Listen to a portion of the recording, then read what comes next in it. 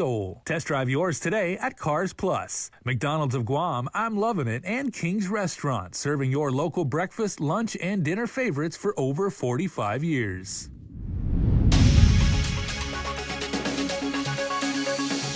On prime time, the governor lays out plans for infrastructure money. Plus, from above step hiring to general contracts, an oversight hearing is held with the Guam Memorial Hospital. And the NMI governor is found in contempt after failing to appear in front of the House committee. Hafa and good evening, everyone. I'm Hannah Devanzo, and thanks for tuning in to your news leader. Governor Leon Guerrero is back from a National Governors Association summit on how best to spend their respective allocations from the massive $1.2 trillion infrastructure improvement law. Guam will be getting nearly $200 million federal dollars to shore up some of our crumbling roadways.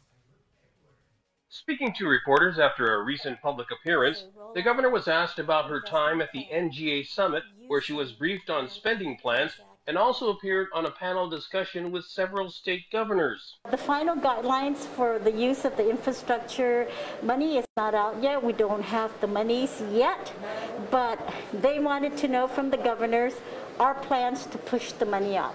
The biggest portion, $93 million, will go toward various transportation improvement projects. We're going to push a lot of money out for road safety, surfacing and resurfacing roads, reconstructing roads to make it much more safe for our drivers.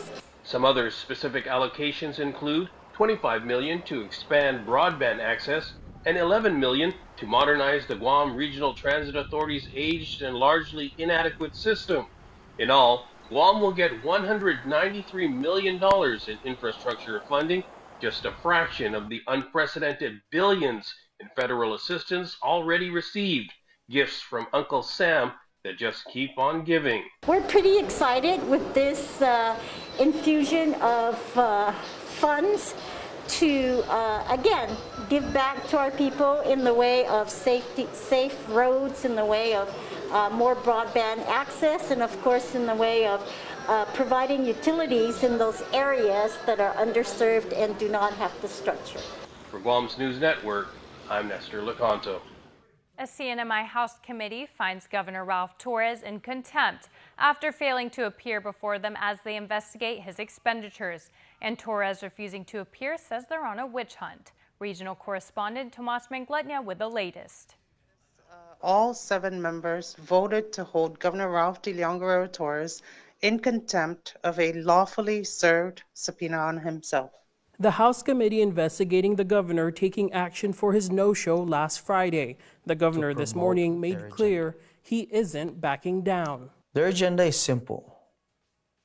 The House JGO committee wants to impeach a governor who was elected by the people. But who do they not like? I will not be attending the House JGO committee hearing because the executive branch is a separate and equal branch of government under the Commonwealth Constitution and must be treated equally to the legislative branch. Torres taking to Facebook in a series of videos explaining his side of the story, while it appears both sides have had enough. If the governor had come in to testify under oath today, we would have asked him to explain his actions. We would have asked him to explain his spending of public funds. We would have asked him to address what appears to be a pattern of wasteful and extravagant abuse of government resources. Chair Selena Babauta says the decision did not come lightly. For months, Governor Torres has been longing, yearning to clear his name. But when the time came to feature his testimony, he was a no-show. He rejected being put under oath to provide any explanation or responses to the JGO inquiries. This was his opportunity, and he blew it. Now, a potential legal battle between the two branches of government hangs in the balance. I do this to protect not only the rights as governor, but to protect the institution of governor under the Constitution. and thus protect future governors from arbitrary overreach by future legislatures. Tomas Manglotnya for KUAM News on Saipan. The Guam Memorial Hospital's management team appeared virtually before lawmakers for an oversight hearing at issues hiring above step and vacancies at the hospital. The oversight follows a KUAM report on press releases regarding petitions issued via press releases for above step recruitment. It also followed a GMH board nominee confirmation hearing during which Senator Brown questioned the need for hiring of a marketing and communications director. Senator Brown, during today's oversight hearing, compared the hiring for this position to another and further questioned the rating policy.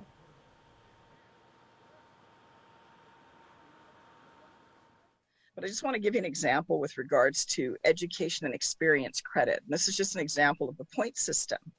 In this particular case, the applicant has a master's degree. And yet I'll look at another position here that had been applied for a hospital physical therapist 2. And when you look at the excess education experience credit that was discussed a little earlier, it says here this particular individual possesses a doctorate degree in physical therapy. I'm sure we'd all say, wow, that's very impressive, a doctorate degree in physical therapy. But yet I look at the point system, and this individual is only rated from 0 to 5. The rating is number 2. Going back to the PIO position, specialty skills agency asset. It says 0 or 1 point. The individual is given 2 points. So I don't know if it's just a miscounting of the numbers, but obviously if they're only between 0 and 1, it's not possible to earn 2. During the oversight hearing, GMH Administrator Lillian Posadas referenced a resolution passed years ago giving her the authority to hire and approve above-step hiring. In FY 2020, out of 225 people hired at GMH, 19 were done above step, 154 for clinicals and medical positions, and 71 were not. In FY 2021, GMH hired 245 individuals, 23 were hired above step, 70 were for non-clinical positions. In FY 2022, GMH hired 29 individuals, 4 were hired above step. Healthcare Committee Chair Speaker Therese Terlahi questioned GMH as to why they did not provide the actual petitions for the above-step recruitments. That I thought was going to go to the board for approval, as to those above-step recruitments. And even in the FY22 transmittals so far that we've seen to the legislature, we see the media releases, but not the detailed petitions either. We do have the documents, Madam Speaker. Unfortunately, our Xerox machine broke down. And so we ran out of time trying to get that Xerox machine working. All right. And you sent me a letter. You also sent me a letter that says that all of these documents should be available on your website, but we could not find any petitions on the website. And the petitions is a document that justifies the recruitment difficulty and the exceptional qualifications. And we could not find those on the website either. Okay. Are those on the website? Yeah, okay. All righty. We'll work on that, Madam Speaker, to make sure that that is available. All right, and I'd like copies of all of them, please. Additionally, the Speaker's office on November 30th sent a FOIA to GMH for information regarding hiring and vacancies. They received the information late yesterday. They also received a PowerPoint presentation from GMH just before today's oversight. GMH Administrator Lillian Posadas said the executive team was busy caring for patients while also gathering the documents. The Guam Behavioral and Wellness Center is scheduled to appear before next for an oversight hearing on the same issues on Thursday. And the Joint Information Center on Monday confirmed 2 more COVID-related fatalities. The 268th COVID-19 related fatality occurred at GRMC on December 7. The patient was an 83-year-old female unvaccinated with underlying health conditions. She tested positive on November 7. And the 269th COVID-19 related fatality occurred at GMH on December 9. The patient was a 44-year-old woman unvaccinated with underlying health conditions. She tested positive on December 4. In October, all schools were mandated to test less than 90% of their students to further prevent the spread of COVID on campuses. Here's a progress report with KUAM's Isaiah Uggan. As ordered by Governor Leon Guerrero, all Guam schools are required to test 10% of the student population bi-weekly as an added layer of protection against the deadly COVID-19 virus. Public Health Public Information Officer Janella Carrera said in a KUAM News interview that DPHSS is still going over all submitted COVID screening testing plans. We've received all of the plans, it's the screening testing plan from all the schools, and they are being reviewed. We review them, of course, and if there's any issues that are in the screening testing plans that they submit, then we, of course, advise them and let them know that they may not be meeting any of the minimum requirements.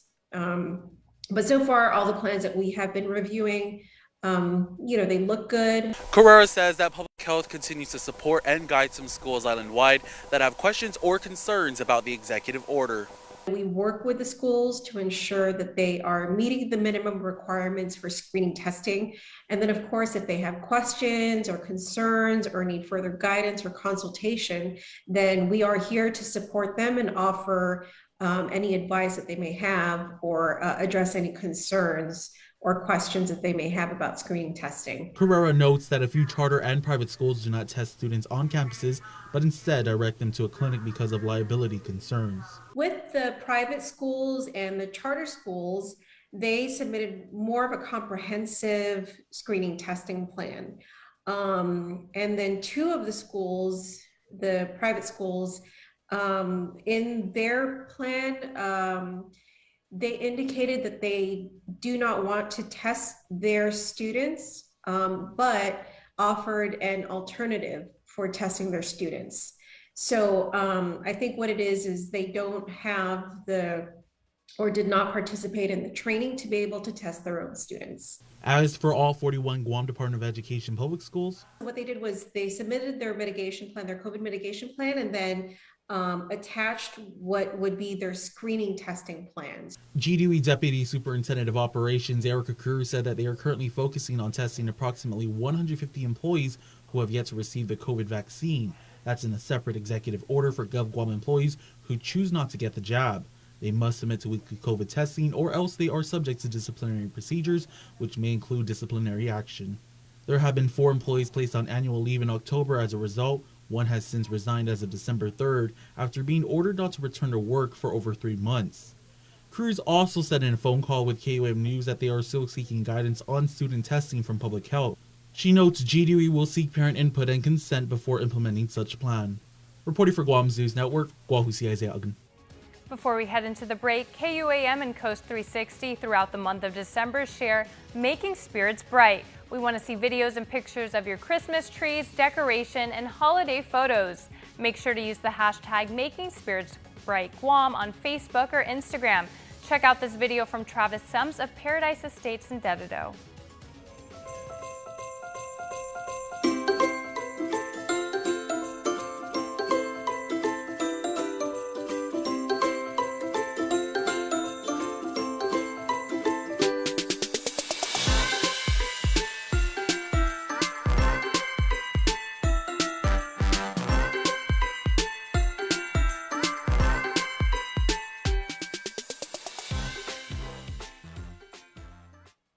Hafa.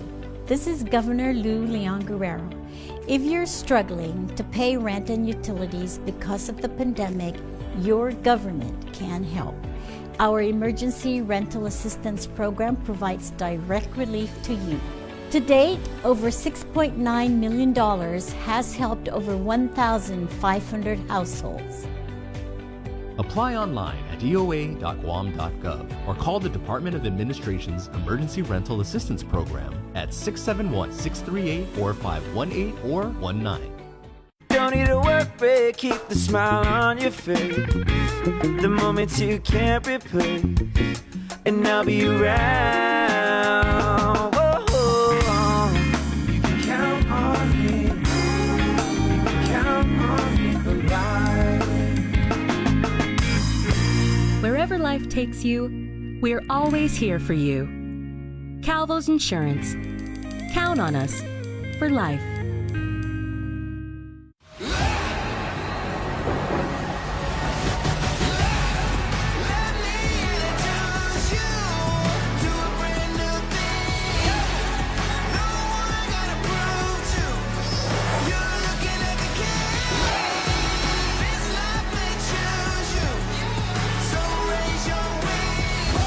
The all-new Hyundai Tucson.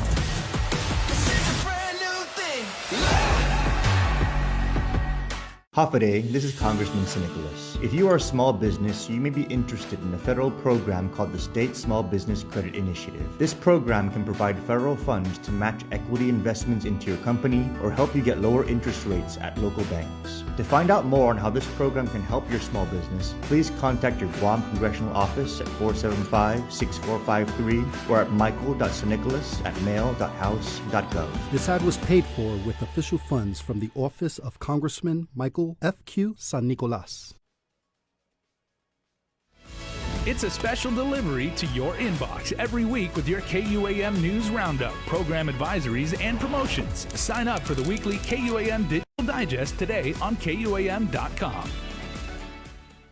Paramedics play a significant role in the community as they respond quickly to medical emergencies. On Guam, there has never been a paramedic program until now. The paramedic program starting in May of 2020 with initially 36 Guam Fire Department firefighters. Now 24 students remain, having almost completed the 47-week paramedic training program, the first ever on Guam. The course provides them with real-life scenarios to prepare them for the field. Chief Operator for the School of EMS, T.C. Howard. Today they're working through their pediatric emergency care. We utilize something called EPC, which stands for Emergency Pediatric Care.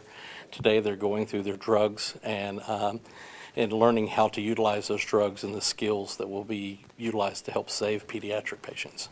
Having a paramedics program on the island could advance its medical services, with students learning life-saving skills such as intubation, advanced airway management, and administering an IV. Paramedics are not utilized on the current EMS units, so this is taking patient care to the next level, providing something to the community that they haven't had, and doing so at a much higher level.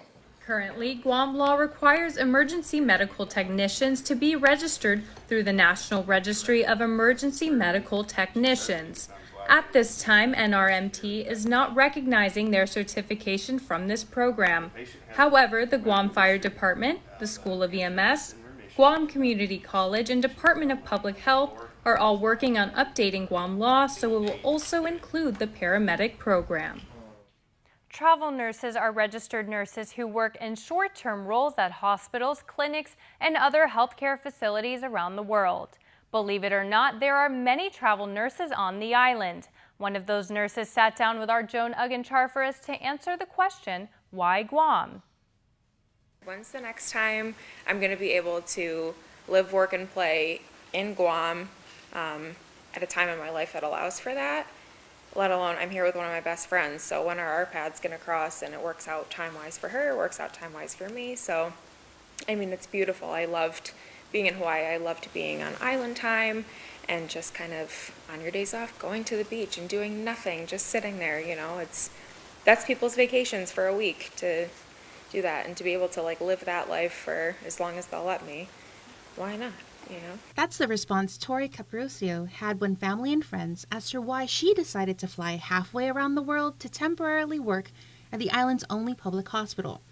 Caprusio, who has been a registered nurse for about 7 years, explains what made her decide to get into such a field.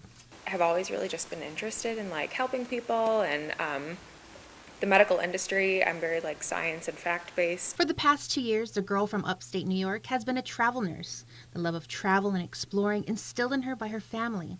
Her first assignment was in Asheville, North Carolina. And then at the peak of the COVID-19 pandemic, she was assigned to a White Plains hospital just outside of New York City. I had some pretty bad anxiety and like mental health issues after that kind of messed me up a little bit. So I wanted to go somewhere new for the summer after that assignment, but still be close enough to home, to my people. So I went to Connecticut, which was only like 4 hours away from my home in Syracuse. And then I took an assignment in Syracuse as a travel nurse for like the Christmas season, so I could be home last Christmas. And then I went to Hawaii. I went to the Big Island for 4.5 months this winter in the beginning of the year. Then I went to Alaska for the summer, and here I am for the winter. She arrived on Guam the day after Thanksgiving and is here till the end of February of next year, working in the intensive care unit at the Guam Memorial Hospital. And just like with any job, there are bad parts that come with it. We are seeing people truly at the worst of the worst, and us being at the bedside all day, every day, we can see like, okay, this is not going to end favorably. However, if you kind of take a step back and you remember that that's not just a person in a bed, like that's someone, helping someone to be able to also take a step back as their family member and be like, look, I know that this is an impossible situation. This is not great for anyone, but like, what do you really think we should be doing here? So I think dealing with difficulty and impending loss with family that can't always see very clearly because it's their loved one, that's their person, you know. So I think that's very challenging. But there are also good parts, seeing people progress, succeed, and being discharged. It's absolutely remarkable to be able to be there and see the success and see people go from the worst of the worst to have a little hope and a little bit of faith. You can follow her adventures on Instagram at Travel Nurse Tori. Reporting for Guam's News Network, I'm Jonagan Charfris. Navy officials are not officially confirming it yet, but Guam should expect a big ship to arrive in port next week, just in time for the holidays. Thousands of military personnel are expected to be given shore leave, and while they'll be spending their Christmas away from home, support organizations such as the USO are planning to make it as welcoming as possible. Executive Director Lee Graham. This is a very important time of the year, and we start first and foremost with those standing the watch, so to speak, so that all of us can enjoy the freedom of why we celebrate the holidays. If we have a large port visit that's incoming or a large group of deployers, then USO will be there to make sure that the holiday spirit is felt. She says all of the USO centers will be open and a variety of services will be available, from free long-distance calls to high-speed internet service and food and drinks. She says the community can also do its part in sharing the holiday spirit with visiting service members. To give in the world, and that is the holiday spirit. No service member or family member leaves Guam who has received the holiday spirit that doesn't remember it as the most welcoming place in the world. So your hospitality, your warm holiday, your welcome to Guam and Feliz Pascua is the greatest thing that you can give. So please give it. The Chambers of Commerce has also been notified and has let members know of the possible port visit. We'll also pass on more details as they become available. And 'tis the time for joy and holiday cheer, and that's exactly what the Guam Guard spread today to the students at Maritzo Martyrs Memorial School. Daniel Perez has more. More than 5 boxes of stuffed toys arrived at Maritzo Elementary, and members of the Guam Guard made sure each student received it, along with a delicious candy cane.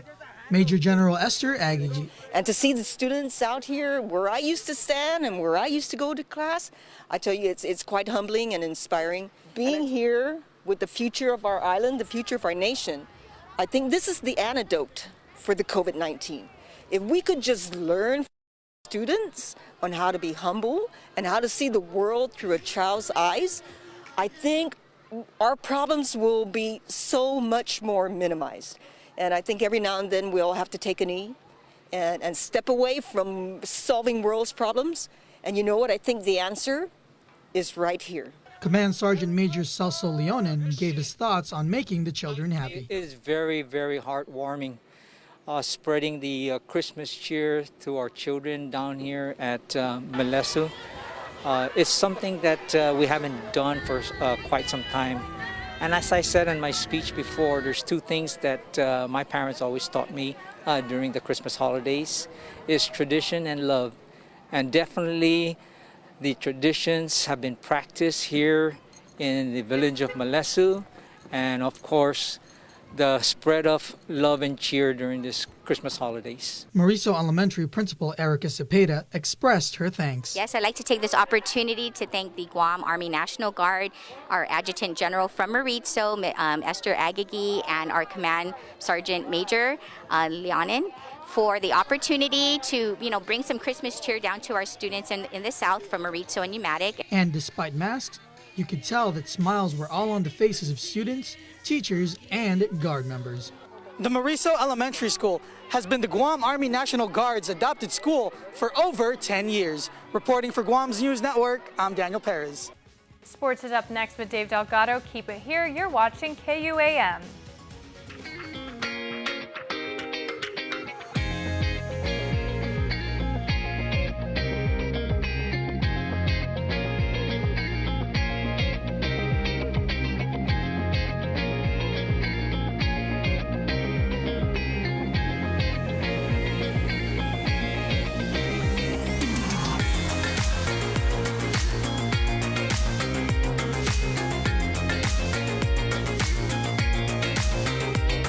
Your community calendar is brought to you by Taco Bell. Whether it's your first meal or your fourth meal, we've got you covered. Taco Bell, live Mas.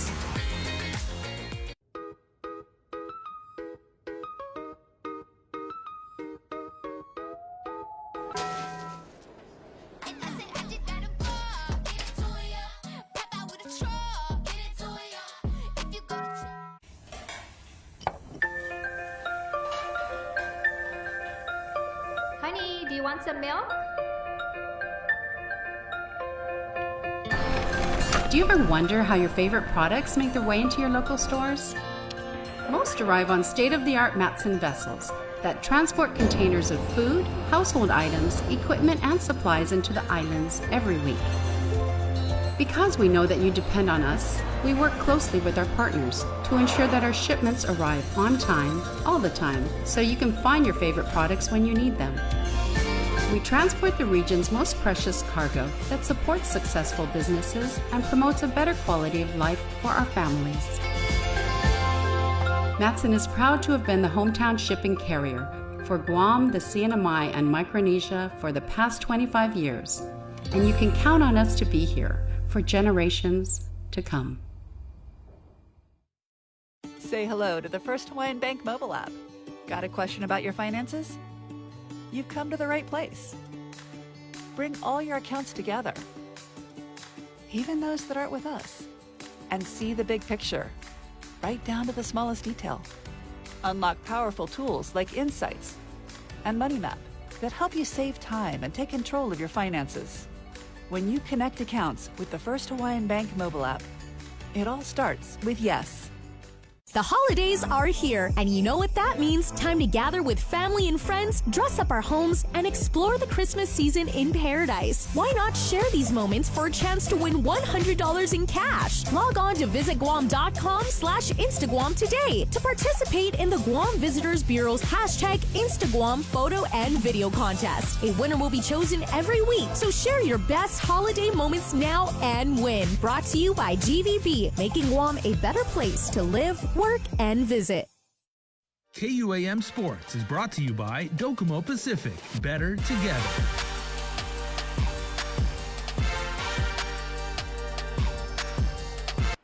GW is heading to the ESA Girls Volleyball League title game to face the Simon Sanchez Sharks. GW picked up the 3-set win over the JFK Islanders 25-17, 25-17, 25-18. Geckos player Joey Almaguera put her team up 14-8 with the kill in the first set. Almaguera whipped up an ace later in the set for the 21-15 lead. GW took the set off an Islanders error. The Lady Geckos took the lead from the start of the second, 8-1. They extended their lead by as many as 13 points before ending the set 25-17. Christine Bensil was pumped in the third set. Bensil forced JFK to call a timeout after putting down a shot that gave the Geckos the lead 18-13. Almaguera's ace and Janae Cabrera's kill helped power GW to the win 25-18. The title game between Sanchez and GW is scheduled for this Thursday at Southern High at 7:30. The consolation game between JFK and Teason High will be played at 5:30 Sanchez's only loss of the regular season came from GW.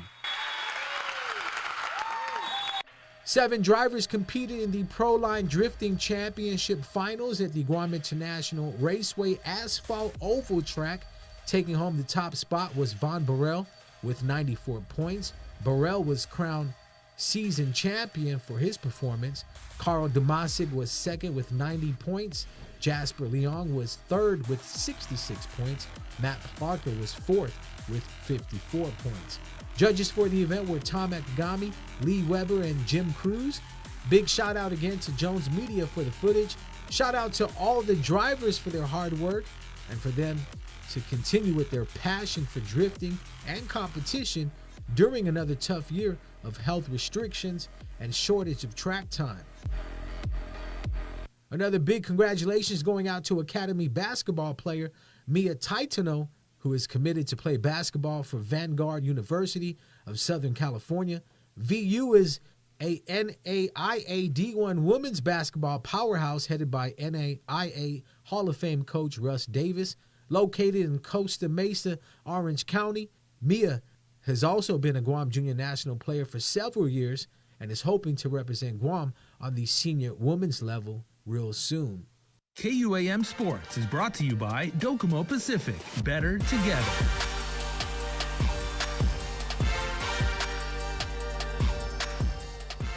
You are everything that matters to me, and I promise to do whatever it takes to keep you healthy, to be comfortable, and to be free. I love you. As long as we're together, I'll always make sure that home will always be our best place to breathe. Guam's auto appearance specialist, Elegant Reflections, has been providing the automotive industry with professional detailing and car care products at its highest quality, from complete detailing, full interior detailing, exterior detailing, headlamp restoration, hand washing, seat and carpet shampoo, engine degreasing, undercarriage cleaning, paint sealant, fabric protection, paint oxidation removal, and so much more. Visit us at our new location. Call 646-5555 for an appointment. Elegant Reflections, Guam's auto appearance specialist, over 20 years of experience. 5 breadsticks for my triple treat. 3 layers deep, 10 Cinnabon mini rolls to eat, and the pizza plus another pizza. The triple treat box, only from Pizza Hut. And before we close out the news tonight, our latest round of birthday shout-outs from the Cold Stone Creamery Birthday Club.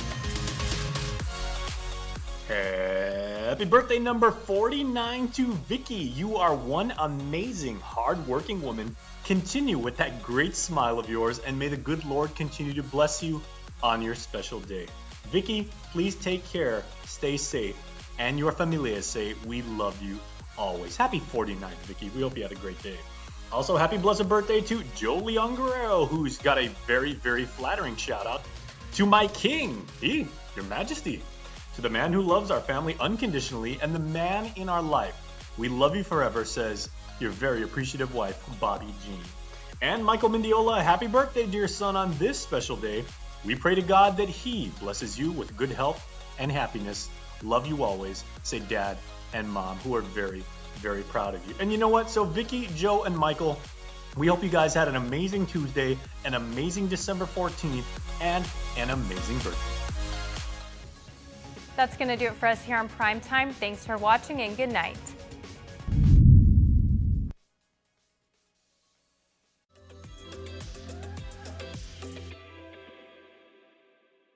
Hafa day, everybody. I'm Jason Salas, and welcome, because it is Tuesday, to Health, Home, and Life.